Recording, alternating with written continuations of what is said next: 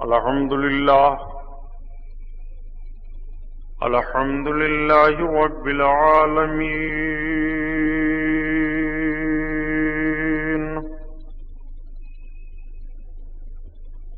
والصلاة والسلام على سيد المرسلين،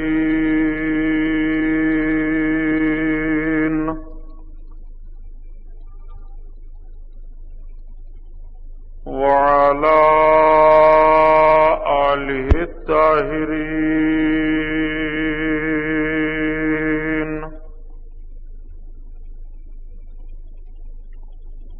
وأصحابه المطهرين،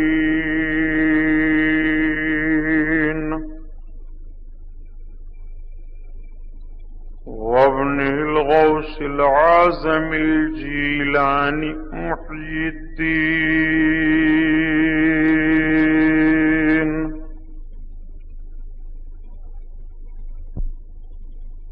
وأهل بيته أجمعين.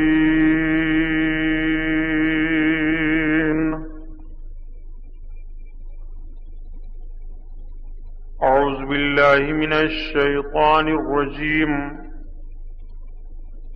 بسم الله الرحمن الرحيم.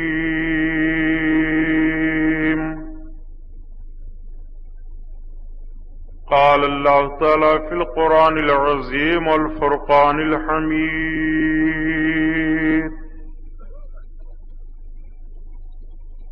إن أكرمكم عند الله أتقاكم. صدق الله البصير القدير، وصدق رسوله البشير النذير، والحمد لله رب العالمين.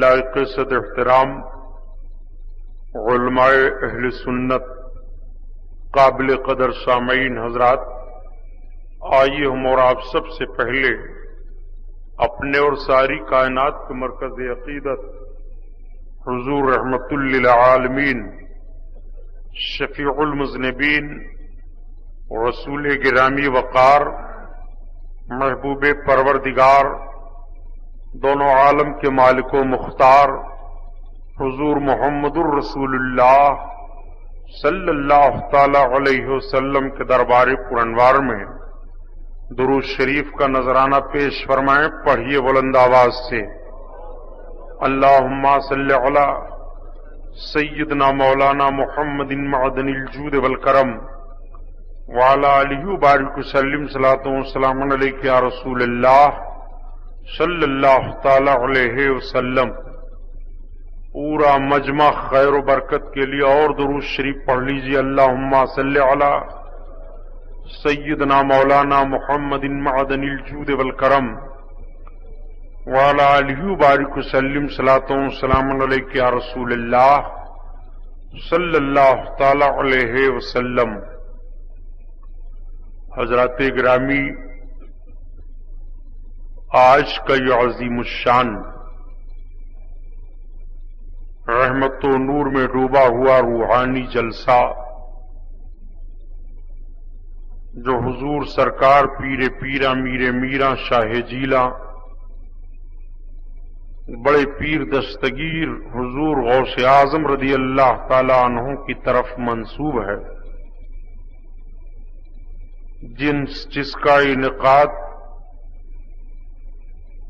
بہرائچ شریف گھنٹہ گھر کے وسیع فیلڈ میں ہے. حضور سرکار سلطان الشہداء فی الہند غازی پاک رضی اللہ تعالی عنہ کے قرب میں.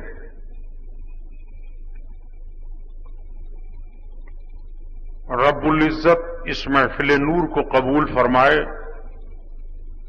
ہمارے اور آپ کے لیے ذریعہ نجات بنائے. اس جلسہ کے کنوینر عالی جناب محترم دلدار صاحب اور ان کے جملہ دوست و احباب، ان کے دائیں بائیں چلنے والے ان کے سارے ارکان، मुबारकबाद के लायक हैं कि ऐसे पुरफतन माहौल में आका सल्लल्लाहु तआला अलैहि वसल्लम के जिक्र की महफिल का इनेकाद करके अपनी गुलामी का सबूत पेश फरमाया।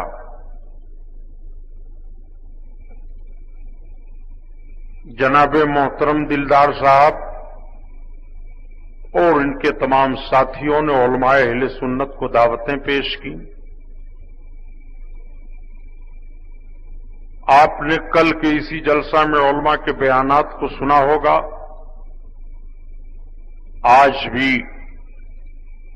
जब मैं हाजिर आया इस स्टेज पर तो मुहब्बे गिरामी जमात अहले सुन्नत के मौक़र आलिम दीन हजरत अल्लामा मुफ्ती गुलाम मोहिउद्दीन साहिब क़िबला मद्दा ज़िल्लहुल अली दारुल उलूम अहले सुन्नत बदरुल उलूम का मुबारक बयान हो रहा था। ईमान अफरोज बातिल सोज बयान सलातो सलाम के उन्वान पर आप बड़े शरह-ओ-बस्त के साथ अपने नूरानी बयान से हमको और आपको महसूस फरमा रहे थे। स्टेज पर तशरीफ फरमा ये उलमा हुफ्फाज कुर्रा अजीज तलबा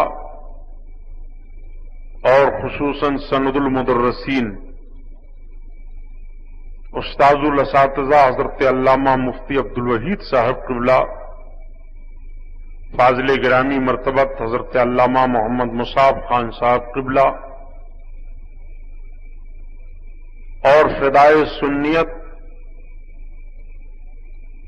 दरगाह मोहल्ला के खादिम आला हजरत मोहतरम सैयद हाजी अकबर अली साहब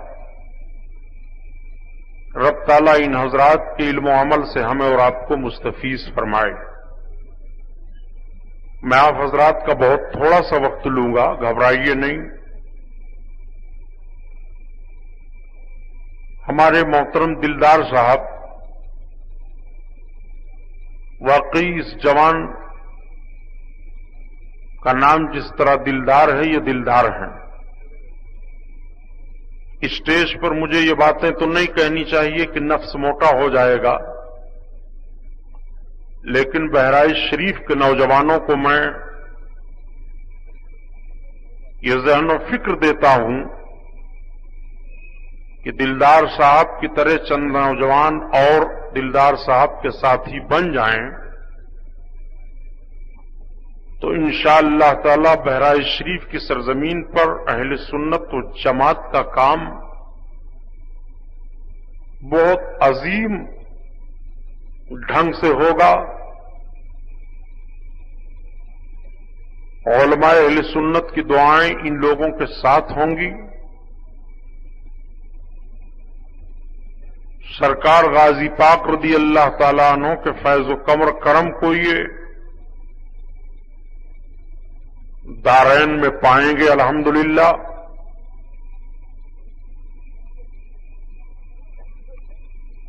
ग्यारहवीं शरीफ के महीने में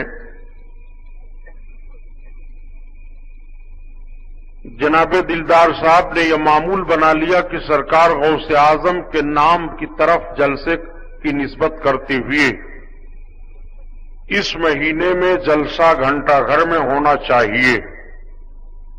तो अल्हम्दुलिल्लाह आज कई सालों से ये जलसा हो रहा है। इनकी जमात का नाम है फलाहे अहले सुन्नत का,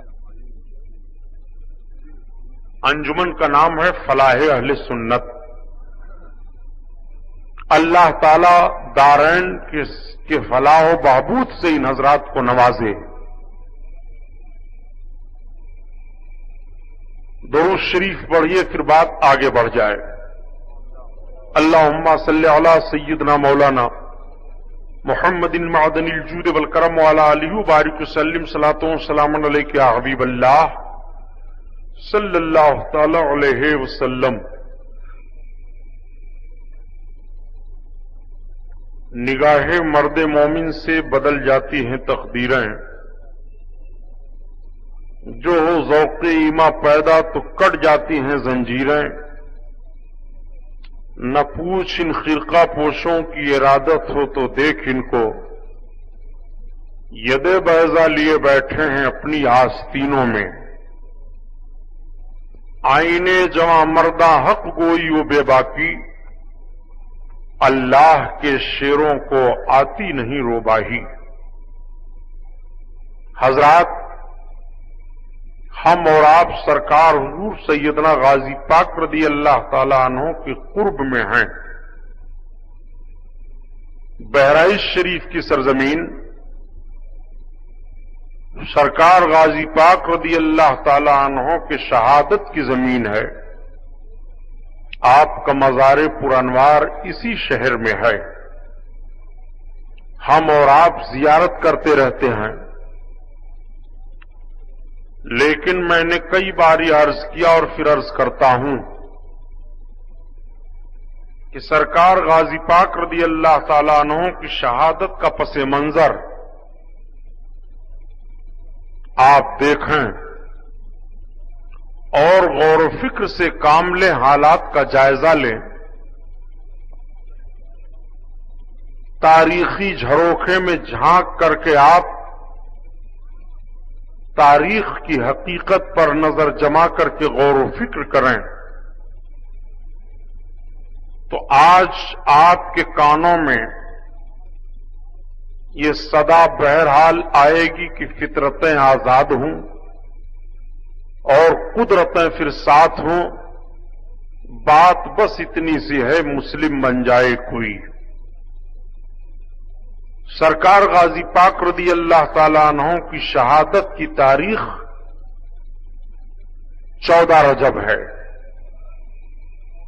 हिजरी 424 में 14 रजब को इतवार के रोज जोहर और असर के बीच में सरकार सैयदना गाजी पाक की शहादत का मामला पेश आया। सवाल पैदा होता है कि सरकार गाजी पाक रदी अल्लाह ताला अन्हु की शहादत बहराइच शरीफ में क्यों हुई। हिजरी 424 बज़ाहिर आकाए करीम सल्लल्लाहु अलैहि वसल्लम के जमाने रिसालत से बहुत करीब है। हिजरी तारीख कहते हैं आकाए करीम सल्लल्लाहु ताला अलैहि वसल्लम जब मक्का शरीफ से हिजरत फरमा करके मदीना तैयबा तशरीफ ले गए, हजरत उमर फारूक आजम रदी अल्लाह ताला अन्हु ने सन हिजरी का तायुन फरमाया तो उसी तारीख से हिजरी की तारीख का तायुन हुआ। अब आपसे अगर कोई सवाल कर दे कि नबी कौनैन सल्लल्लाहु अलैहि वसल्लम को मक्का शरीफ से हिजरत करके मदीना तैयबा आए हुए कितना साल गुजरा, तो बड़ी आसानी से आप इस सवाल का जवाब दे देंगे कि 424 में तो गाजी पाक की यहां शहादत होती है। मेरे आका सल्लल्लाहु ताला अलैहि वसल्लम को मक्का शरीफ से हिजरत करके मदीना तैयबा आए हुए 1424 हिजरी हो गए।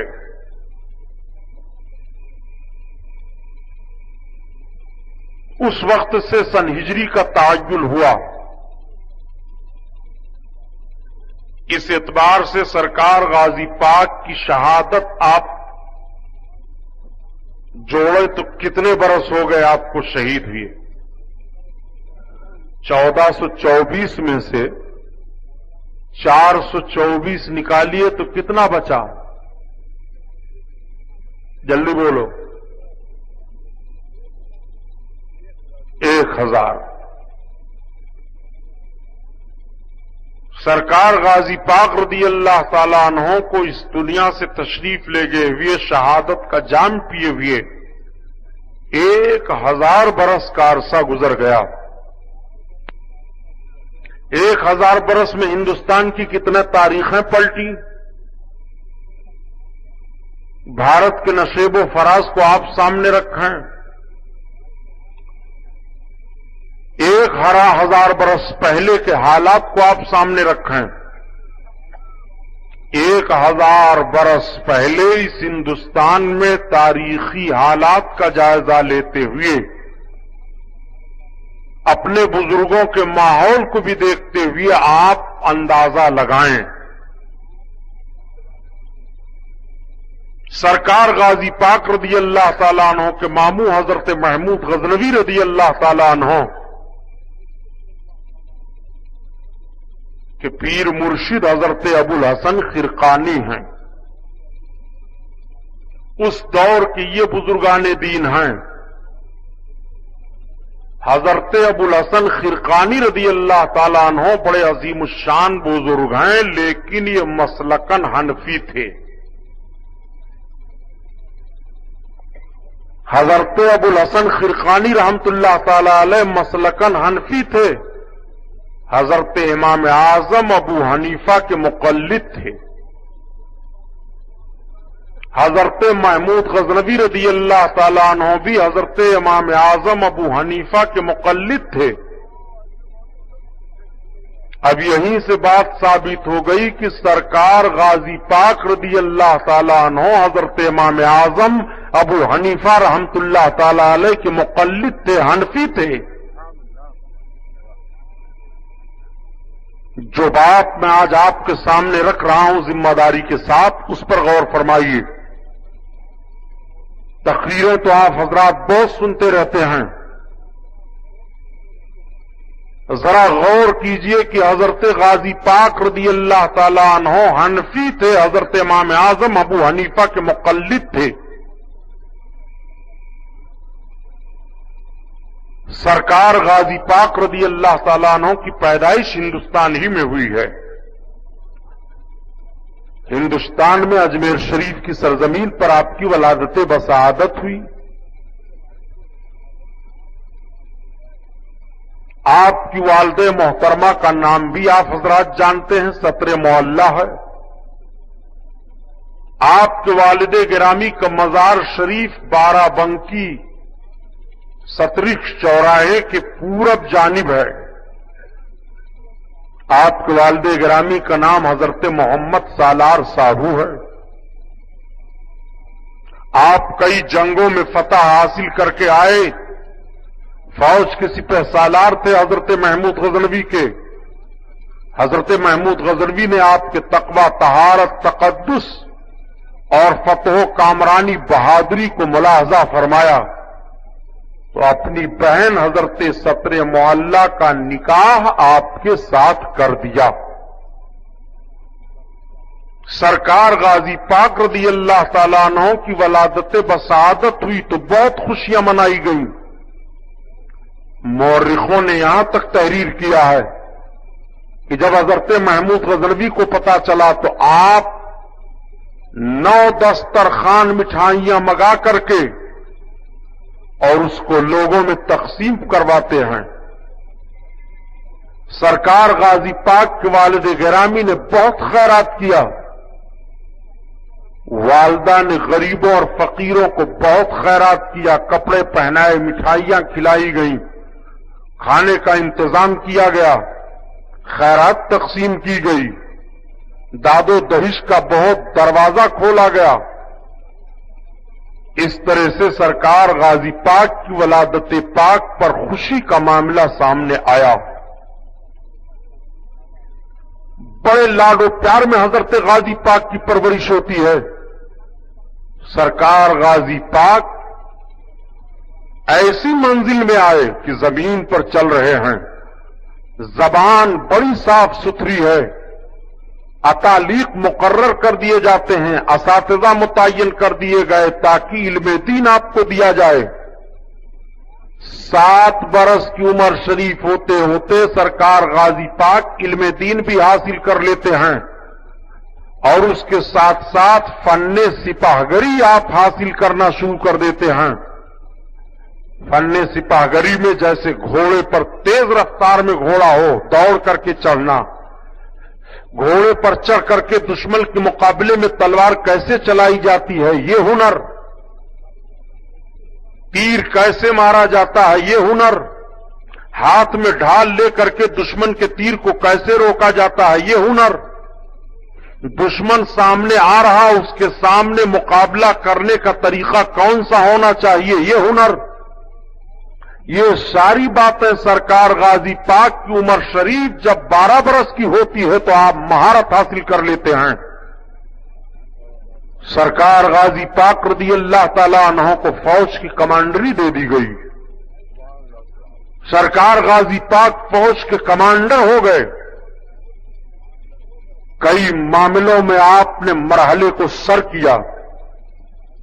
فتح و کامرانی سے ہمکنار ہوئے. معمول پیشانی کا بوسہ لے لیا. لیکن ہر دور میں ہنرمندوں اور اچھوں کے حاسد رہے ہیں.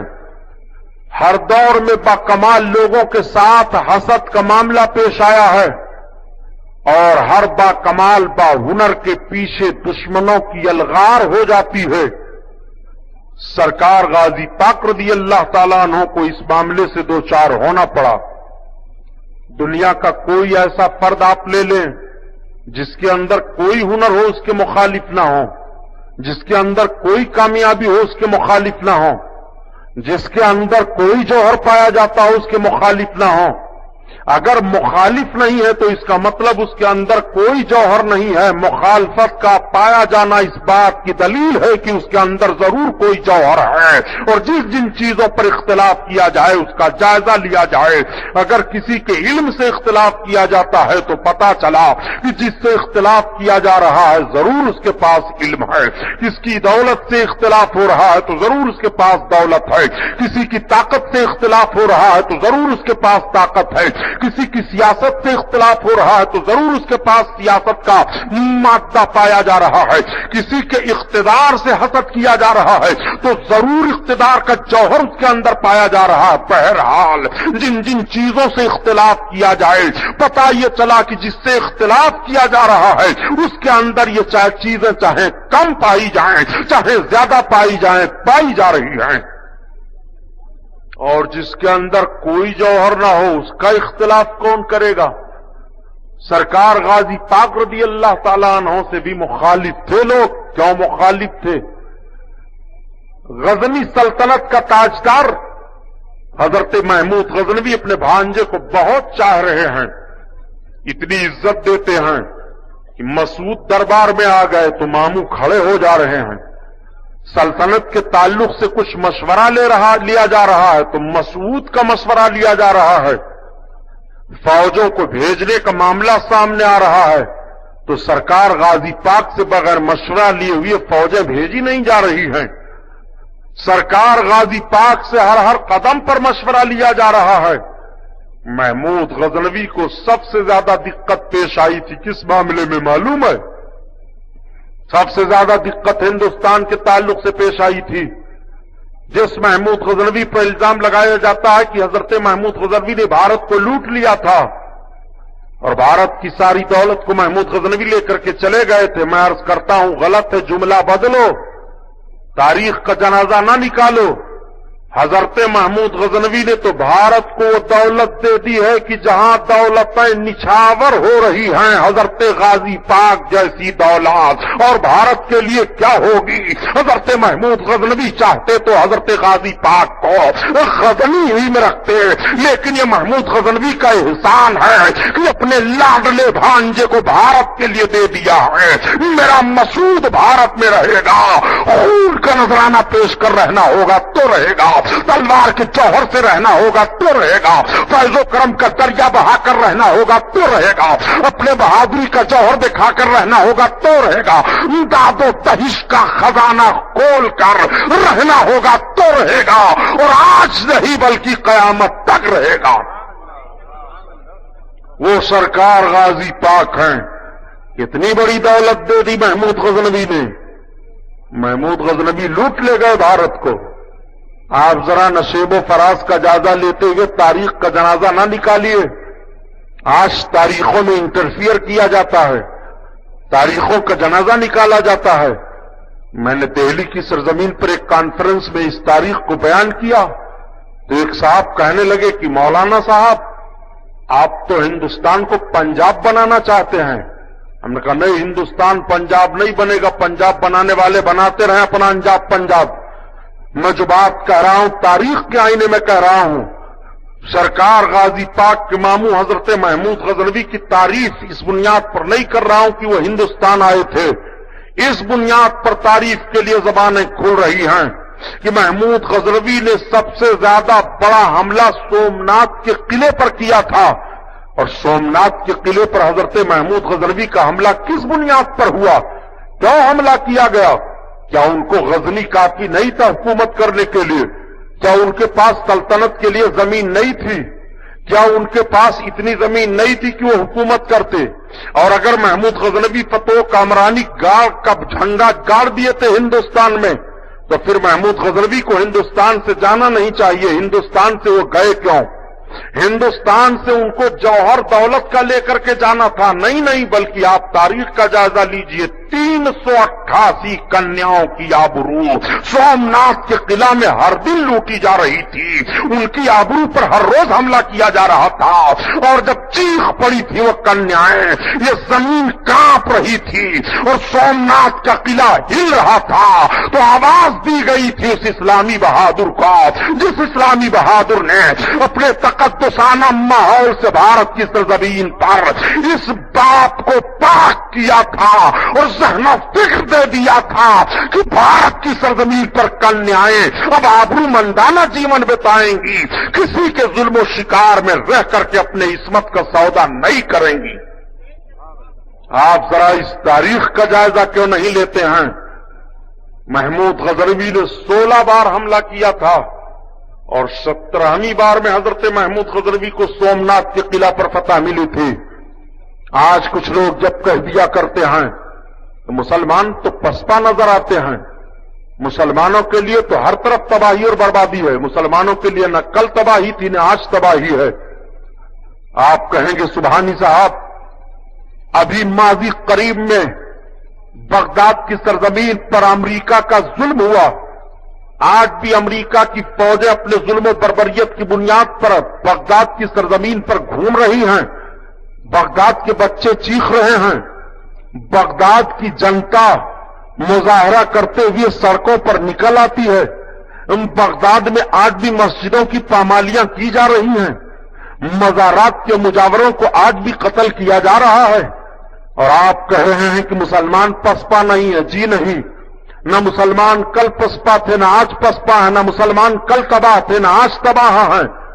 बगदाद की एक तारीख सामने रख रहे हो, बगदाद की कई तारीखें हमारे सामने हैं। और बगदाद ही नहीं बल्कि आलम इस्लाम का जायजा लिया जाए तो आलम इस्लाम की तारीखें हमारे सामने रही हैं। हम जब अपनी तारीख का जायजा लेते हैं तो हमें पता चलता है कि हम जब जब कटे हैं तब बढ़े हैं, हम जब जब जले हैं तब हमें जिंदगी मिली है, हम जब जब बर्बाद हुए हैं तब आबादी मिली है। वही बगदाद की सरजमीन है जिस बगदाद को हिलाकू ने तबाह किया था, जिस बगदाद को और लोगों ने तबाह किया था। लेकिन दुनिया देख रही है कि वही बगदाद कल भी आबाद था और वही बगदाद आज भी आबाद है और वो बगदाद कयामत तक आबाद रहेगा।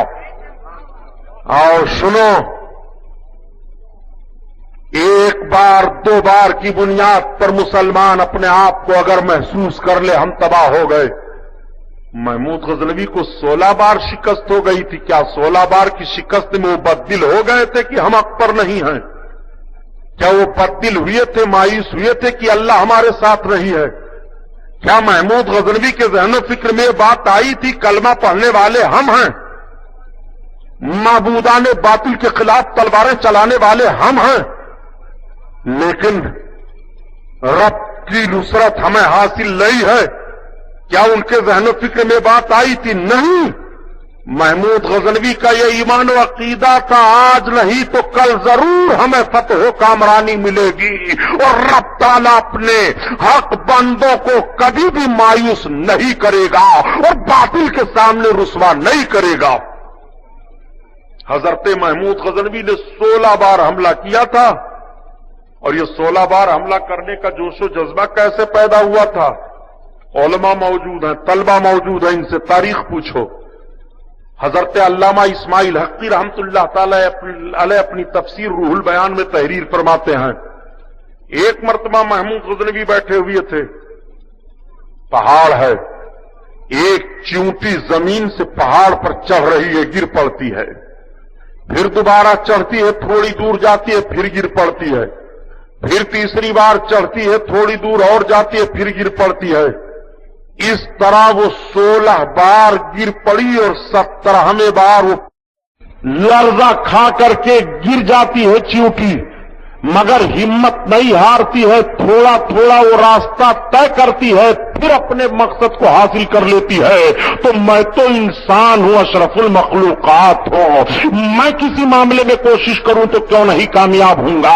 16 मर्तबा में वो पहाड़ की बुलंदी पर चढ़ सकती है, तो 16 बार नहीं 16 दुना 32 बार का मामला आ जाए, जरूर हमें सोमनाथ पर फतह हासिल होगी और जरूर सोमनाथ पर इस्लाम का झंडा लहराएगा। चुनांचे हजरत महमूद गजनवी की फौज हमलावर हुई। वक्त तो ऐसा आ गया था कि इस्लामी मुजाहिदीन फिर पीछे हट रहे थे, लेकिन हजरत महमूद गजनवी बुजुर्गों के बड़े मोतकिद थे। जब वो हजरत अबुल हसन खिरकानी से बैत हुए थे, मुरीद बने थे, आपकी बारगाह में बैठे थे, जब चलने लगे तो अर्ज किया, हुजूर महमूद को कुछ नसीहत फरमा दें, सरकार महमूद को कुछ अता फरमा दें। हजरत अबुल हसन खिरकानी ने हजरत महमूद गजनवी को नसीहत की, और जब आप चलने लगे तो अपने कुर्ते को उठा करके दिया, महमूद इसको रख लो। हुजूर इसको क्या करूंगा? महमूद जब तेरे ऊपर कोई कठिन वक्त पेश आएगा तब मेरे कुर्ते का वसीला रब की बारगाह में पेश करना, तेरा कठिन वक्त दूर हो जाएगा। अपने मुर्शिद के कुर्ते को सीने से लगाया, सर पर रखा, लेकर के चले आए। अब आप जरा अंदाजा लगाएं, यहीं से पता चला कि बुजुर्गों के तबर्रुकात को अपने मुर्शिद के कुर्ते को सीने से लगाया, सर पर रखा, लेकर के चले आए। अब आप जरा अंदाजा लगाएं, यहीं से पता चला कि बुजुर्गों के तबर्रुकात को सीने से लगाना, अपने सर पर रखना और बरकत के लिए रखना, ये आज का तरीका नहीं है, बरेली के आला हजरत ने नहीं इजाद किया है, बल्कि बहुत पहले का तरीका है, जब आला हजरत का वजूद भी दुनिया में नहीं हुआ था। ये 400 हिजरी का मामला सामने रखा जा रहा है, 350 बरस हिजरी का मामला सामने रखा जा रहा है। आज इल्जाम लगा हो कि उर्सों को इमाम अहमद रजा खान ने दिया है, बुजुर्गों के मज़ारात पर जाना बरेली के आला हजरत ने दे दिया है, चादरों का चढ़ाना आला हजरत ने दे दिया है। नजद की बदमाश औलादों में तुमसे पूछना चाहता हूं, महमूद गजनवी ने अपने पीर मुर्शिद हजरत अबुल हसन खिरकानी का कुर्ता लिया कि नहीं लिया? उठा तारीख पढ़, तारीख का खून मत कर। जो कौमें अपने तारीख से नावाकिफ होती हैं वो बर्बाद कर दी जाती हैं। जिन कौमों को अपनी तारीख का इल्म नहीं होता उन्हें अपने नशेब फराज का कोई इल्म नहीं होता है। यहीं से पता चला कि हजरत महमूद गजनवी अपने मुर्शिद गिरामी के कुर्ते को ले रहे हैं, लेकर के आए और साथ साथ रख रहे हैं। जब सोमनाथ के किले पर फौज का मामला पेश आया, फौज पीछे हटने लगी, मुजाहिदीन के कदम में फिर लग़ज़िश आ गई, उनकी हिम्मत पस्त हो गई। महमूद गजनवी ने वुज़ू किया, 2 रकात नमाज अदा की। नमाज अदा करने के बाद अपने हाथ में वो अपने मुर्शिद का कुर्ता लिया, आंखें भीग गई। परवरदिगार, ये तेरे मकबूल बंदे हजरत अबुल हसन खिरकानी का कुर्ता है। परवरदिगार, अगर ये चंद तेरे बंदे आज सोमनाथ के किला पर इस्लामी झंडा न लहरा सके, मेरे मौला भारत की सरजमीन पर कुफ्र बुलंद रहेगा, कुफ्र खिलखिलाकर हंसता रहेगा। परवरदिगार, मेरी नियत तू जानता है, मौला मुझे फतह अता फरमा दे। दुआओं के जुमले जबान से अदा हो रहे हैं, आंखें भीगी हुई हैं, आंधी आती है, अंधेरा छा जाता है, दुश्मन के फौज के नौजवानों के कदम उखड़ जाते हैं, इस्लामी मुजाहिदीन सोमनाथ के किला पर चढ़ जाते हैं, इस्लामी झंडा लहराया जाता है। एक मुजाहिद पीछे से आकर कहता है, ए सिपह सालार आजम, अब दुआ से अपने हाथ को चेहरे पर फेरो, वो देखो मुजाहिदीन का दस्ता किला पर जा रहा है, वो देखो इस्लामी झंडा लहराया जा रहा है। महमूद गजनवी सजदे शुक्र में गिर जाते हैं और रो रो کر کے اپنے رب کی بارگاہ میں سجدہ کر کے اپنے رب کی تعریف کر رہے ہیں اور اپنے رب کی بارگاہ میں دعا مانگ رہے ہیں. حضرت محمود غزنوی کی فوج کامیاب ہو گئی. جھنڈا لہرایا جا چکا, سارے معاملات سامنے آئے, پکڑا گیا, قلعہ میں رہنے والوں کی گرفتاری ہوئی, کچھ بھاگے, کچھ مارے گئے, کچھ کو چھوڑا گیا.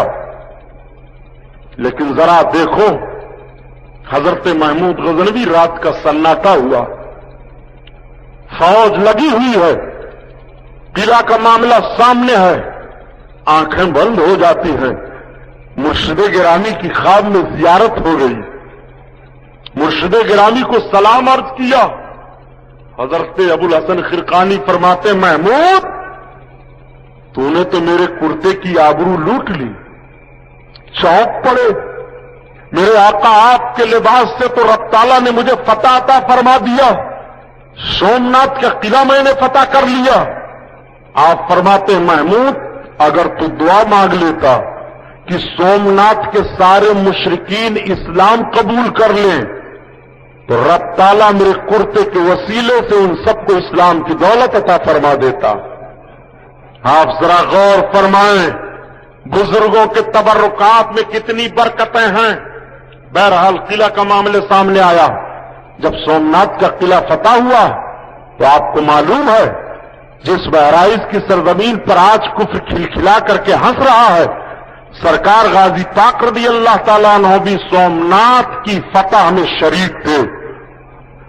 سرکار غازی پاک رضی اللہ تعالیٰ عنہ برابر کے شریک تھے, بلکہ فوج کے ایک حصہ کی کمانڈری کر رہے تھے. اور مورخین جب تحقیق کر کے بتاتے ہیں تو یہ بتاتے ہیں کہ داہنی جانب سے سومناتھ کے قلعہ پر فوج کا جو دستہ وہ داخل ہوا تھا, اس کی قیادت حضرت سیدنا محمود غزنوی کے بھانجے حضرت مسعود غازی کر رہے تھے اور یہ قلعہ کے اوپر چڑھ رہے تھے. انہوں نے داہنی طرف سے سومناتھ کے قلعے پر حملہ کیا تھا.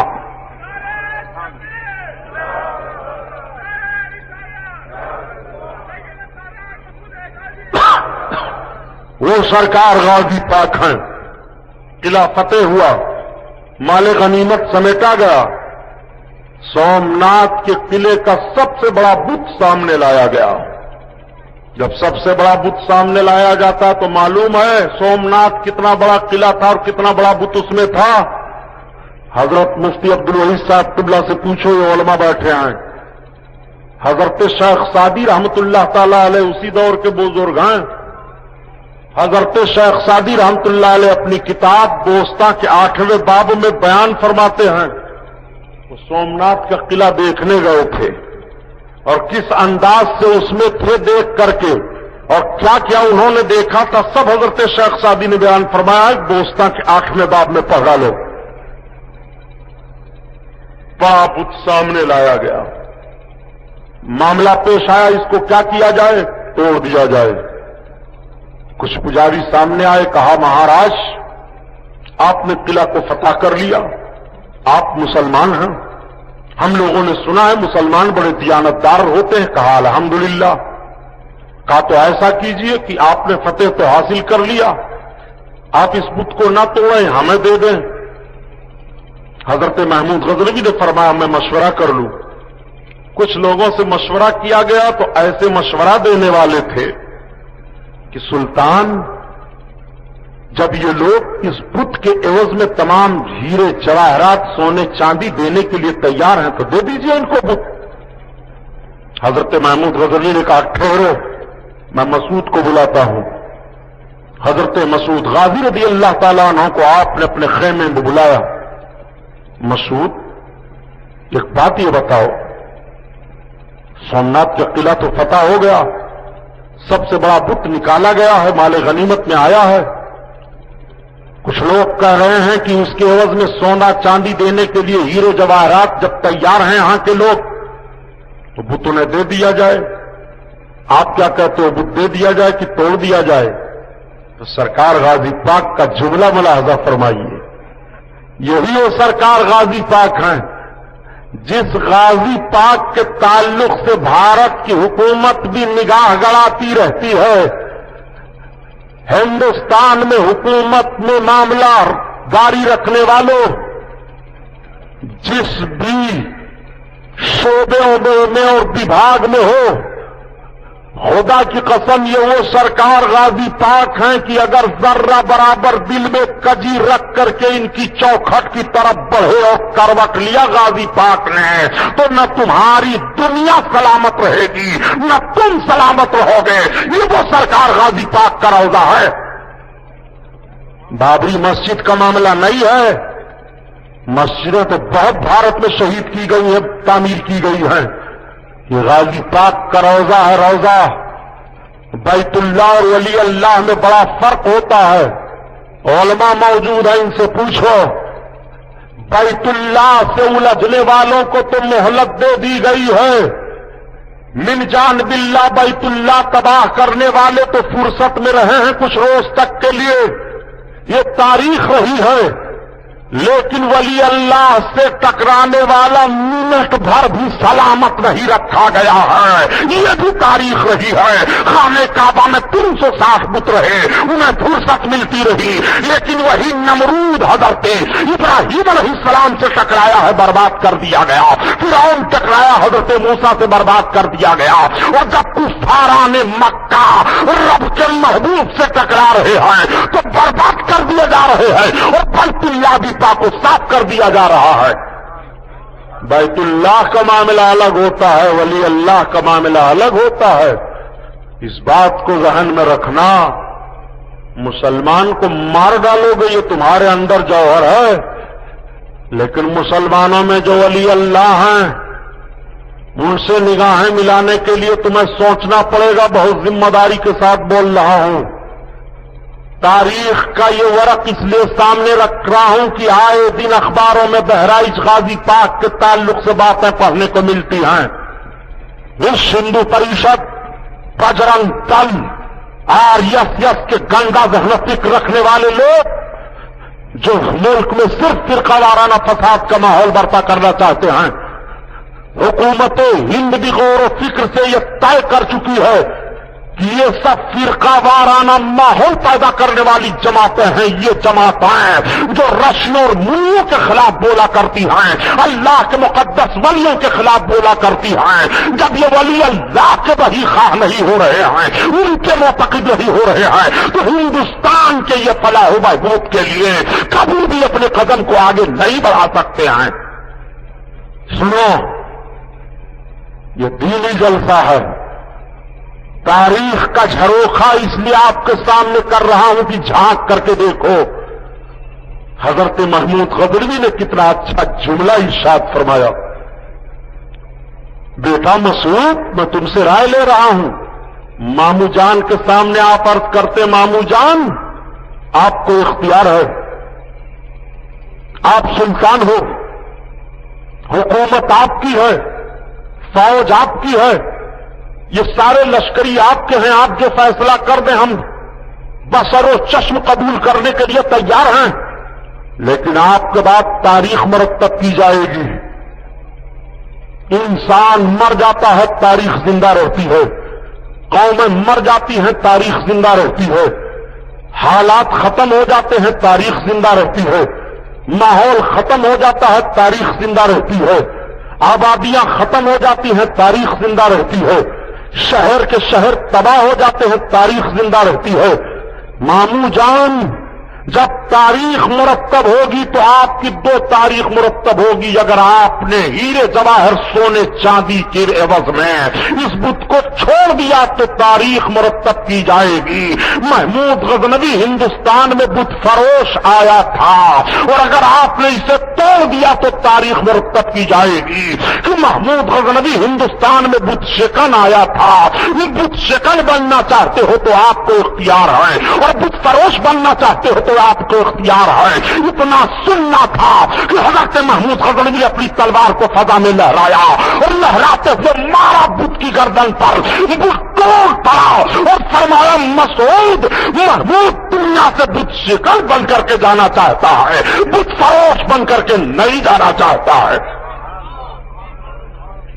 आप जरा तारीख को सामने रखें, बात को समझें। وہ سرکار غازی پاک رضی اللہ تعالیٰ عنہ ہیں. حضرت غازی پاک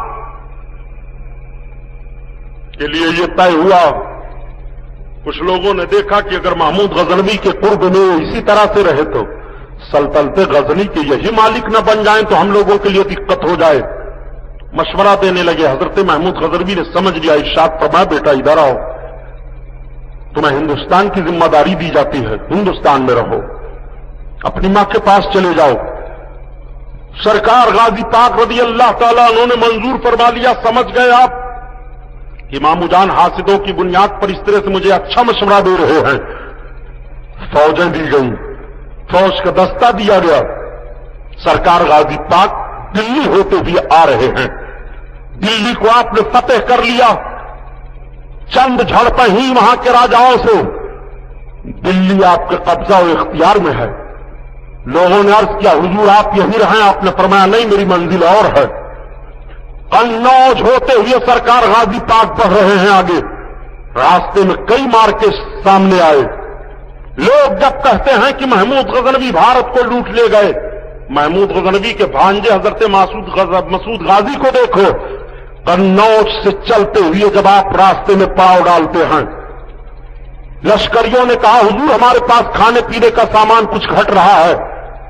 آپ نے فرمایا سامنے آبادی ہے, آبادی سے اگر ایک نمک کا کنکڑ بھی لانا تو اس کی قیمت دے کر کے لانا.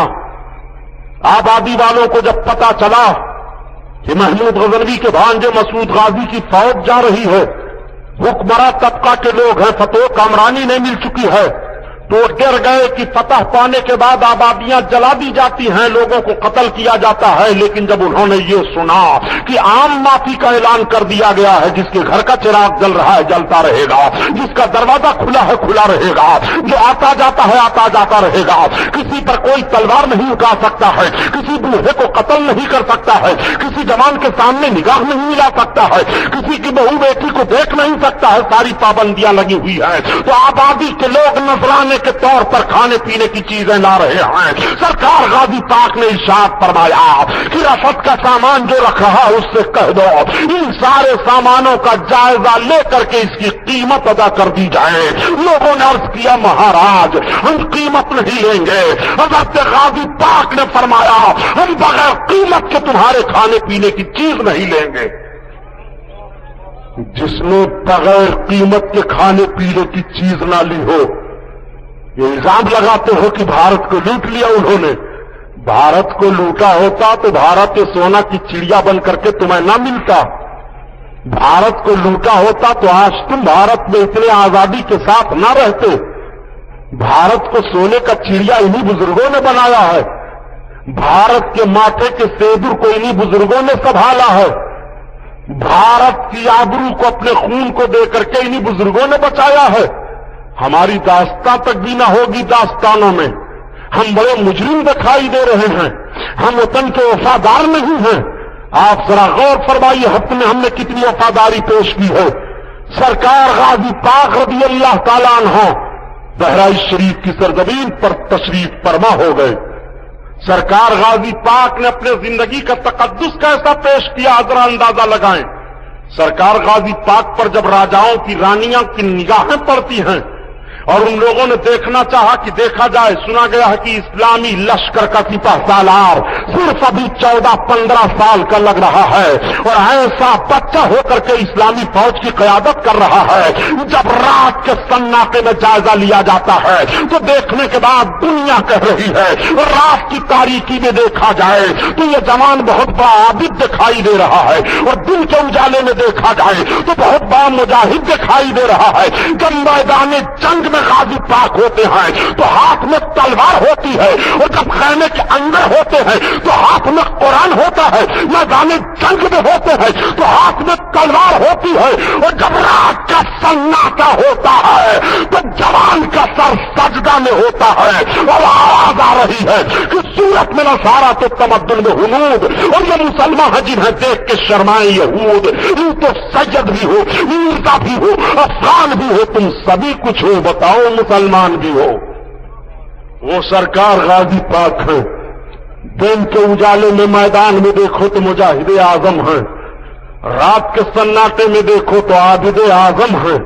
सरकार गाजी पाक को कहां कहां देखोगे, सजदा है तो बेमिसाल है, कुरान की तिलावत है तो बेमिसाल है, तकवा और तहारत है तो बेमिसाल है। इस्लाम के खातिर मैदान कारजार में जब आंखों से आंसू बह रहे हैं तो आंसू का बहना बेमिसाल है। इसीलिए आंसू बहाया था, इसीलिए अपने खून की कुर्बानी पेश की थी, इसीलिए बहराइच की सरजमीन पर मैदान में लोहे की कीलों पर चल करके अपने जिस्म को जमीन पर रखा था कि आज कुफ्र मुस्कुराए, आज गुनाह मुस्कुराए, आज गुनाह के माहौल में गाजी पाक की आबरू लूटी जाए। मैं आपसे कहता हूं, सिर्फ इतना ही आपको मिला था कि मुस्तफा जाने रहमत पे लाखों सलाम पढ़ना अल्लाह ताला ने कुरान में फरमाया है, क्या वही पढ़ा जाए? इसी एतराज को करने के लिए आपका ज़हन फिक्र था। काश आप सहारा अखबार में दे देते कि बुजुर्गाने दीन की कब्रों की पामाली न की जाए। गाजी पाक के तमाम शहीद साथियों की कब्रें हैं, उन शहीद साथियों की कब्रों पर रक्सो शुरूत की महफिल न मुनाकिद की जाए, सर्कस और नाच की महफिलें न लगाई जाएं। आपकी जबान इसमें क्यों नहीं खुलती है? आप इसके लिए क्यों नहीं लखनऊ असेंबली या दिल्ली पार्लियामेंट में एहतजाज करते हैं? आप इसके लिए क्यों नहीं बोलते हैं? आप जो काम नाजायज है उसके लिए क्यों नहीं बोलते हो? सलाम पर चीख क्यों रहे हो? मुस्तफा जाने रहमत पे लाखों सलाम। अरे नादान, आला हजरत का सलाम न पढ़ तुझे कोई पढ़ना है, किसी का भी सलाम पढ़ता रहा। सलाम दरूद के बहुत सारे सेगे हैं, उन सेगों को पढ़ता रहा। कोई जरूरी नहीं है कि मुस्तफा जाने रहमत पे लाखों सलाम ही पढ़ा। सरकार गाजी पाक रज़ी अल्लाह ताला अन्हु कि शहादत का मामला पेश आया, मोर्रखीन का तबका इस जानिब जाता है कि करीब 6 बरस तक सरकार गाजी पाक ने जंग की है। 6 बरस जंग का सामना आपका रहा। 12 बरस की मुद्दत में फौज की सिपह सालारी मिलती है, 6 बरस जंग की मुद्दत है। 12 जल्दी बोलो। 18 बरस से उम्र आपकी थोड़ी सी आगे बढ़ी थी। उलमा से पूछिए तो शहादत का मामला सामने पेश आया। 18 बरस के सरकार गाजी पाक हैं, फौज हाथ में है, सारा मामला है, धोखा दिया। ये पेशकश है रजा एंटरप्राइजेस की। हमारा पता है रजा एंटरप्राइजेस, दुकान नंबर 3, छोटा सोनापुर, नज़द अकबर पीर भाई कॉलेज, मौलाना Shaukat Ali road, Mumbai number 8। Telephone number 23091629।